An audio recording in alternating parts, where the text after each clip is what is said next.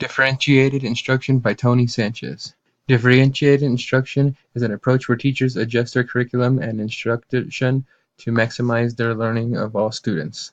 This just says that all students learn differently and can process information differently, and by differentiated instruction, students can have a chance to learn equally and individually in the class. Um, this is not just an approach for gifted students, but as far as students that have trouble with learning also, this just keeps the classroom up to par with each other so nobody moves on without the rest. Before teachers can differentiate instruction, they must determine the student's readiness, interest, and learning profiles. Readiness just gives the teacher an idea of where the student is about a certain subject or about the given content. Once the teacher can find out the student's interest, it can make it easier for the teacher to make adjustments to effectively teach the student. A student's learning profile is the student's preferred method of taking in information. Lies the student's preferred method of taking in information that teacher can adjust his curriculum towards the student's needs. How do teachers differentiate instruction? There are three important aspects to consider: content, process, and product. Content is the information the student needs to learn. Process are the methods that help the student learn, such as activities. And product is the method students use to demonstrate learning. All students have to learn the same content, but the way each student learns is differently. This will be according to their knowledge, skill set, and just where they are on the certain subject. The components of the content include tiered content, learning contracts, presentation styles, and materials. Tiered content is an approach that separates students according to their readiness and just where they're at over the subject. Learning contracts are the agreement between the teachers and the students that just says when a student has to have particular assignments done and turned in. Providing a variety of presentations broadens the student's mind for other activities. All students learn the same concept, but the manner of which they understand and process information is different. Some students prefer tiered activities, some students prefer learning centers, some cope with graphic organizer better, and some like to learn through jigsaw activities.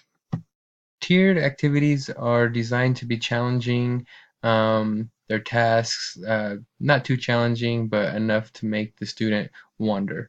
Learning centers are good because they are based around a topic or a theme, which makes the children excited and happy when they get to that certain subject.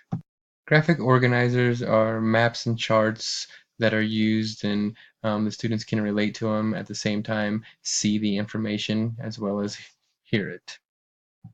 Jigsaw activities are good because the class is divided into groups, and um, each group, the students get to relate to that subject or just where they're at during that class time, and students just really enjoy it. Product is just how well the student did at the end of the year or at the end of the class. The kids can relate their knowledge back to the class and the teacher, just let them know what they've learned and what they liked about everything. And it also helps the teacher evaluate grades and the student's performance. Teachers may design lessons based on students' learning styles. They can group students by shared interest or ability for assignment. Like, say, if they're doing something with sports or police officers or firefighters, they can put boys at a certain table and they can just go over that and they would really be into it and enjoy it. Assess students' learning using formative assessment. It just says keep challenging the students, keep finding out what they've learned, and just find out the progress that they've been making. Teachers also have to manage the classroom to create a safe environment. You know, they're we're dealing with students and young children, and it's just very important for everybody's safety. And if something were to go wrong, you just don't want anything, you know, jeopardizing your career. So a safe environment in the classroom is very, very critical. How do teachers prepare their students and their classroom? One way is to communicate students with parents. Challenging students is very important to their learning abilities. Students may be working on different assignments. That's just because some students are more advanced than others. The role of the teacher will be different. That's just finding out where a student is in a class so he can adjust his learning or his teaching skills to meet that needs of the student. Organizing the classroom is very important. Put materials and supplies up where students can easily identify um, where everything is. The layout of desks. Storage needs to be in an orderly manner where students are able to get into it quite easily without getting hurt. Small group work areas are very important. The students can talk to each other, and you can explain the information needed to a few kids at the same time rather than just one kid at a time. And centers are um, visible to teach. Kids love it. They can relate to it because all subject fields are different and it includes themes which they can relate to. Also, teachers employ effective behavioral management. It's important that the teacher just always knows what information the kids are learning and processing opposed to what they are not learning and processing. What does differentiated instruction look like in the classroom? The first thing is selecting an element to differentiate. Start with one subject at a time. Hang stuff on bulletin boards or write stuff on whiteboards for the kids to relate to that subject. Also, in their centers, evolve the center around that subject. By starting with students that are easier to work with, it just helps them get on their way with their assignments so then the teacher can spend more quality time with the teachers or with the students that are in need. Finally, assign homework um, based on the student's readiness. Give the advanced kids a little longer assignment. Not don't have to be harder. Just something that makes them work a little differently. In the classroom, materials and supplies should be organized and labeled.